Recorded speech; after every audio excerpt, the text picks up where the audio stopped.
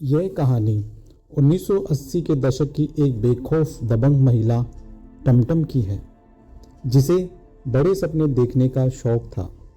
वह कुछ और बनना चाहती थी, कुछ बड़ा, कुछ ऐसा जो समाज के लिए एक उदाहरण बने।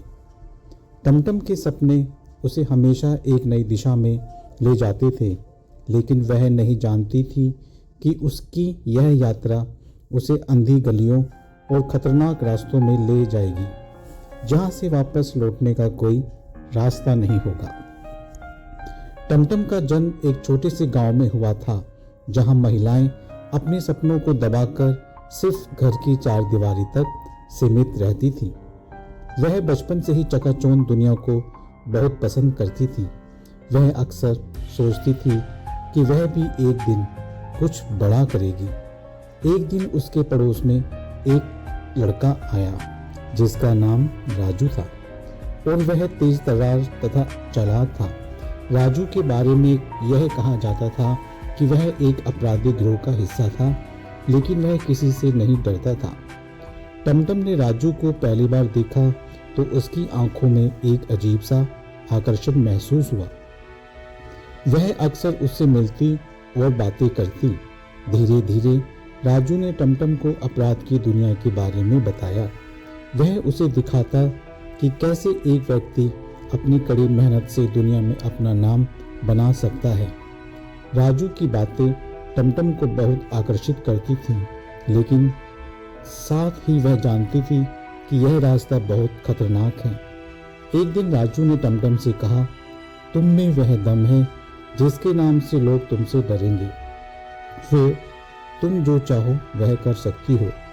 अगर तुम मेरे साथ चलो तो मैं तुम्हें सिखाऊंगा और हम दोनों मिलकर बहुत बड़ा नाम कमा सकते हैं।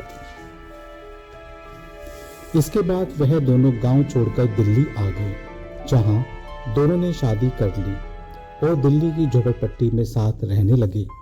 दिल्ली के एक इलाके में 1-2 साल में ही टमटम बड़ी शराब माफिया बन गई। उसका नाम जल्द ही अपराध की दुनिया से जुड़े तमाम अपराधियों तक खुद ब खुद ही पहुंचने लगा।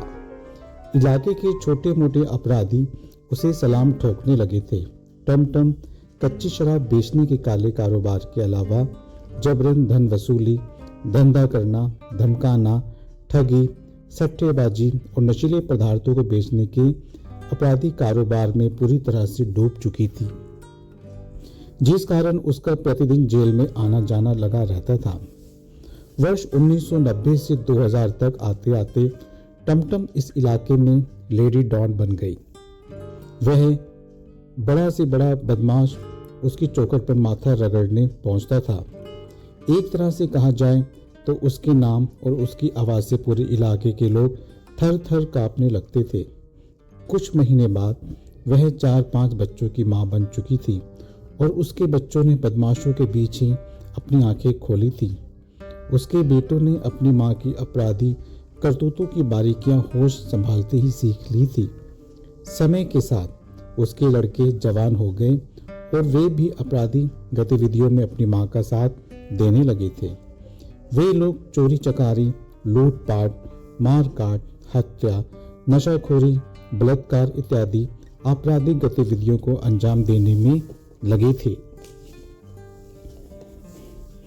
टमटम को अब किसी की कोई जरूरत नहीं थी।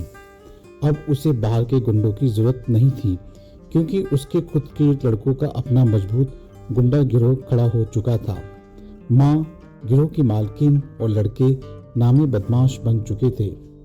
टमटम अब इतनी दबंग हो चुकी थी कि वह खुले में स्नान करती और किसी की इतनी हिम्मत नहीं होती कि वह उसे सिर उठाकर देख सके।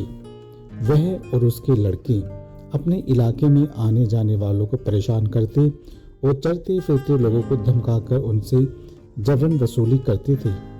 वैसे तो टमटम और उसकी औलादों का जेल और पुलिस स्टेशनों से रोजमर्रा का वास्ता था। उनके लिए तो जैसा घर वैसा ही जेल और पुलिस स्टेशन था।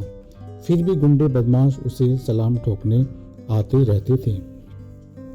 टमटम अब बूढ़ी होने लगी थी और वह पहले जैसी नहीं रह गई थी। उसका स्वास्थ्य दिन प्रतिदिन बिगड़ने लगा और वह इतनी अस्वस्थ हो चुकी थी कि उसे चलना फिरना भी नहीं हो पाता था। वह गली में खाट बिछाकर लेटी रहती थी। ऐसे में वह बाकी सारे बुरे कामों को समेटने लगी थी। कहते हैं ना कि जैसा कर्म करोगे वैसा ही फल हर इंसान को भुगतना पड़ता है। ऐसा हो पाता उससे पहले दूसरे गिरोह के बदमाशों ने उसके लड़के को चाकू मारकर हत्या कर दी, जिसके परिणाम स्वरूप वर्ष 1998 के आसपास टमटम के शरीर में कीड़े पड़ने लग के कारण उसकी भी बुरी तरह मौत हो गई। इस तरह उसके काले कारोबार का अंत हो गया और उस इलाके के लोगों ने ईश्वर का शुक्रिया किया।